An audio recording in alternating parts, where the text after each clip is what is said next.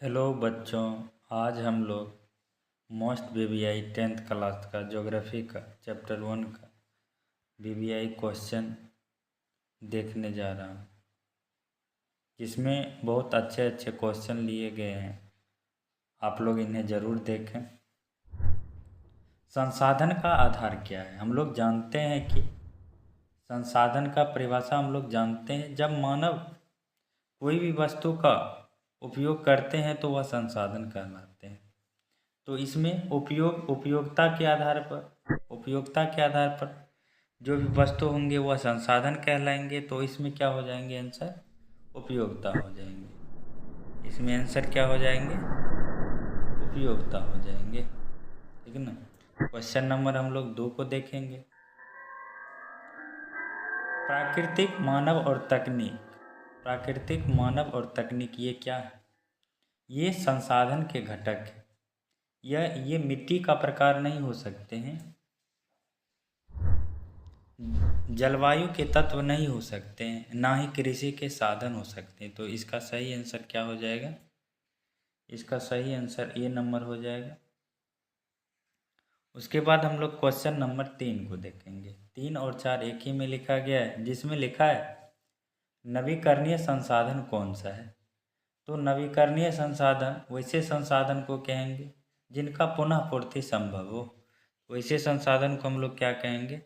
नवीकरणीय संसाधन कहेंगे। तो इसमें पुनः पूर्ति संभव वाले एक ही हैं, जिसे 1 कहते हैं। 1 सी नंबर इसका क्या हो जाएगा? सही हो जाएगा। उसके बाद क्या है? अनवीकरणीय संसाधन ऐसे संसाधन को कहेंगे अनवीकरणीय संसाधन ऐसे संसाधन को कहेंगे जो पूर्णतः क्षयशील होते हैं, जो क्या हो जाते हैं, एक बार खत्म होने के बाद उन्हें दोबारा प्रयोग में नहीं लाया जा सकता है। तो यह क्या हो जाएगा? ऑप्शन डी हो जाएगा इसका सही आंसर। अब हम लोग क्या करेंगे? क्वेश्चन नंबर 5, मानव निर्मित संसाधन क्या है? अब मानवों के द्वारा बनाया गया संसाधन को हम लोग मानव निर्मित संसाधन कहते हैं। तो इसमें मानव के द्वारा कौन सा संसाधन बनाए गए हैं? ऑप्शन नंबर सी मशीन हो जाएंगे। अब उसके बाद क्या है? प्राकृतिक संसाधन के उदाहरण हैं। तो वैसे संसाधन जो हमें सीधे प्राकृतिक से प्राप्त होते हैं, वैसे संसाधन को हम लोग प्राकृतिक संसाधन कहते हैं। तो इसमें प्राकृतिक संसाधन कौन है? इसमें प्राकृतिक संसाधन मिट्टी है। अब हम लोग क्वेश्चन नंबर 7, संसाधन संरक्षण का मुख्य उद्देश्य क्या है? तो जल्द उपयोग, लाभ कमाना, भविष्य हेतु बचाना, निर्यात करना। तो इसमें क्या हो जाएगा? भविष्य हेतु बचाना। तो भविष्य हेतु बचाना में हम लोग टिक करेंगे। ठीक है ना। उसके बाद क्या है? अति सिंचाई का परिणाम क्या होता है? मिट्टी उर्वर होती है, भूमि क्षारीय हो जाती है। भूमि क्या हो जाती है? भूमि क्षारीय हो जाती है। उत्पादन कभी नहीं बढ़ता है ज़्यादा पानी देने से। तो ठीक है, इसी प्रकार हम लोग अब क्या करेंगे?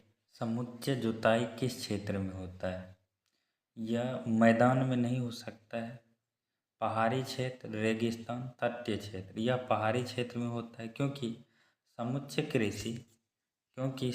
कृषि एक ऐसी खेती की तकनीक है जिसमें फसलों को ढलान के आर पार समुच्चय रेखाओं के साथ जोत कर या लगाकर उगाया जाता है। तो वैसे कृषि को हम लोग समुच्चय कृषि कहते हैं, जिसमें समुच्चय जुताई भी होती है। तो यह हमेशा कहाँ होंगे? पहाड़ी क्षेत्रों में होंगे, जहाँ ढलान होंगे। इसका मुख्य उद्देश्य मिट्टी के कटाव को रोकना और वर्षा जल को संरक्षित करना होता है। तो इसका ऑप्शन क्या हो जाएगा? ऑप्शन नंबर बी हो जाएगा इसका सही आंसर। उसके बाद हम लोग क्या देखेंगे? टेरेस खेती। उसके बाद हम लोग क्या देखेंगे? टेरेस खेती। टेरेस खेती क्या होती है?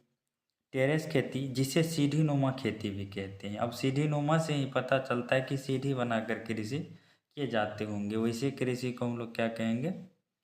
टेरेस कृषि कहेंगे। तो यह भी कहाँ होंगे? मैदानों में तो नहीं होंगे, रेगिस्तानों में भी नहीं होंगे, पहाड़ों पर होंगे। क्योंकि पहाड़ क्या होते हैं? ऊंचे होते हैं, उस पर सीढ़ी बनाकर ही कृषि किए जा सकते हैं। तो टेरेस टेरेस खेती होती है, पहाड़ों पर होती है। तो ऑप्शन क्या हो जाएगा? ऑप्शन नंबर सी सही आंसर हो जाएगा। उसके बाद क्या है? अब हम लोग 11, अधिक चराई होती है। अधिक चराई भूमि उपजाऊ नहीं, मिट्टी कटाव का कारण होंगे। अधिक चराई क्या होते हैं? मिट्टी कटाव का कारण होते हैं। मृदा संरक्षण का तरीका नहीं है, वृक्षारोपण, टेरेस खेती, अधिक सिंचाई, समुच्चय जोताई। मृदा संरक्षण का तरीका इसमें अधिक सिंचाई नहीं होगी, क्योंकि ज़्यादा पानी देने से मृदा का कभी संरक्षण हो ही नहीं सकता है। तो इसलिए इसका आंसर क्या हो जाएंगे? सी सही हो जाएंगे। अधिक चराई होती है, इसमें मिट्टी कटाव का कारण होते हैं, तो इसका आंसर बी है कि नहीं। उसके बाद हम लोग संसाधन शब्द का अर्थ क्या होता है? संसाधन शब्द का अर्थ होता है जो उपयोगी ना हो। नहीं, गलत है, जो उपयोगी हो। ऐसे वस्तु जो क्या हो? उपयोगी हो, उसे हम लोग संसाधन कहते हैं। इसीलिए संसाधन शब्द का अर्थ होता है जो उपयोगी है। तो ऑप्शन नंबर बी इनका क्या हो जाएंगे? सही आंसर हो जाएंगे। उसके बाद क्या है? भारत में भूमि का सबसे अधिक उपयोग कहाँ होता है? आवास पर नहीं होता है, घर बनाने में नहीं होते, उद्योग में नहीं होते, सड़क में भी नहीं होते। तो इसका आंसर क्या हो जाएंगे? सी हो जाएंगे। इसका आंसर क्या हो जाएंगे? सी हो जाएंगे। अब हम लोग क्या देखेंगे? आगे के क्वेश्चन देखेंगे जिसमें जल संरक्षण अधिक होता है। जल संरक्षण अधिक पर्वतीय क्षेत्रों में होता है। तो इसका ऑप्शन नंबर बी क्या हो जाएंगे? सही हो जाएंगे। उसके बाद क्या है? हवा है मानव निर्मित संसाधन। हवा को कभी मानव बना ही नहीं सकता है, तो मानव निर्मित संसाधन कैसे हो जाएंगे? तो यह क्या हो जाएंगे? प्राकृतिक संसाधन, क्योंकि यह हमें सीधे प्राकृतिक से मिलते हैं, इसलिए यह क्या हो जाएंगे? प्राकृतिक संसाधन हो जाएंगे। तो इसका ऑप्शन बी सही आंसर हो जाएगा। तकनीक का संबंध है। तकनीक का संबंध है प्राकृतिक संसाधन से, मानव संसाधन से, मानव निर्मित संसाधन से, सेवा संसाधन। इसका सही आंसर क्या हो जाएंगे? सी हो जाएंगे, मानव निर्मित संसाधन। उसके बाद क्या है?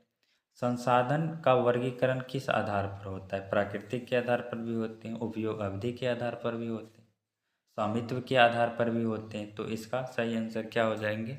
इसका सही आंसर डी हो जाएंगे।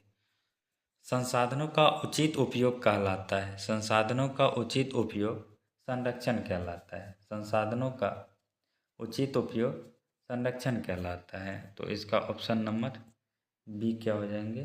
सही आंसर हो जाएंगे। उसके बाद क्या है? भारत में भूमि उपयोग सर्वेक्षण कब शुरू हुआ था? तो यह शुरू हुआ था 1961 में। कौन सा जैविक संसाधन है? इसमें जैविक संसाधन कौन? खनिज, जलवायु, सूर्य नहीं, जिसमें सजीव के लक्षण मौजूद होते हैं। तो वैसे संसाधन को हम लोग क्या कहते हैं? जिसमें सजीव के सभी लक्षण मौजूद होते हैं, तो वैसे संसाधन को हम लोग क्या कहते हैं? जैविक संसाधन। तो यह आंसर सही आंसर क्या हो जाएंगे? इसका सही आंसर हो जाएंगे ए नंबर। इसका सही आंसर क्या हो जाएंगे? ए नंबर हो जाएंगे। उसके बाद क्या है? कौन सा उदाहरण स्थलीय संसाधन है? तो इसमें स्थलीय नदियाँ, वो तो पानी ही है, समुद्र, हवा, यह सब स्थलीय कभी हो ही नहीं सकता। तो इसका सही आंसर क्या हो जाएगा? सही आंसर भी हो जाएगा। अब हम लोग 23वां नंबर क्वेश्चन देखेंगे। भारत में बहुमूल्य मृदा कौन सी है? भारत में बहुमूल्य मृदा जलोढ़ मिट्टी को कहते हैं। भारत में बहुमूल्य मृदा जलोढ़ मिट्टी को कहते हैं। तो इसका ऑप्शन क्या हो जाएंगे? ऑप्शन नंबर डी सही आंसर हो जाएंगे। उसके बाद क्या है? जलोढ़ मिट्टी कहाँ पाई जाती है? जलोढ़ मिट्टी कहाँ पाई जाती है? और अच्छी सी बात है कि जलोढ़ मिट्टी मैदान में ही पाए जाते होंगे। तो जलोढ़ मिट्टी कहाँ पाए जाते होंगे? तो जलोढ़ मिट्टी मैदान में पाए जाएंगे। इसका सही आंसर सी हो जाएंगे। उसके बाद काली मिट्टी किसके लिए प्रसिद्ध है? काली मिट्टी कपास के लिए प्रसिद्ध है। काली मिट्टी को ही रेगुन मृदा भी कहा जाता है। काली मिट्टी को ही कपासी मृदा भी कहा जाता है। तो काली मिट्टी किसके लिए प्रसिद्ध हो गई? काली मिट्टी कपास के लिए प्रसिद्ध हो गई। जल प्रदूषण का कारण क्या है? जल प्रदूषण का कारण क्या है? जल प्रदूषण का मुख्य कारण है कारखानों का अवशिष्ट। तो इसका सही आंसर क्या हो जाएंगे? इसका सही आंसर बी हो जाएंगे। विधि वृक्षारोपण है, मिट्टी क्षरण रोकने की विधि क्या है? वृक्षारोपण है, तो इसका आंसर क्या हो जाएंगे? बी हो जाएगी। जीवाश्म ईंधन कौन सी है? वैसा ईंधन जो जलने वाला हो, वैसे ईंधन को हम लोग क्या कहते हैं? जीवाश्म ईंधन कहते हैं। तो जलने वाला इसमें कौन है? कोयला है। तो हम लोग क्या करेंगे, अगला क्वेश्चन को देखेंगे। भूमि क्षरण का मुख्य कारण क्या है? भूमि क्षरण का मुख्य कारण क्या है? भूमि क्षरण का मुख्य कारण वनों की कटाई है। तो इसका ऑप्शन ये क्या हो जाएंगे? सही हो जाएंगे। उसके बाद क्या है कि संसाधन का सर्वोत्तम उपयोग क्या कहलाता है?